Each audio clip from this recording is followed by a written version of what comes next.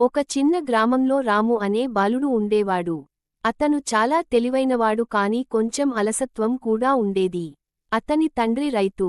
ప్రతిరోజూ కష్టపడి పొలంలో పని చేసేవాడు. ఒక రోజు రాముకు పరీక్షలు దగ్గర పడ్డాయి. తండ్రి, నువ్వు బాగా చదివితే నీ భవిష్యత్తు బాగుంటుంది అని చెప్పాడు. కాని రాము ఆ మాటలు పట్టించుకోకుండా రోజంతా ఆటలు ఆడుతూ గడిపాడు. పరీక్షల రోజు వచ్చింది. రాము చదవకపోవడంతో ప్రశ్నలు అర్థం కాలేదు. అతను చాలా బాధపడ్డాడు. అదే సమయంలో అతని స్నేహితుడు శేఖర్ మంచి మార్కులు తెచ్చుకున్నాడు.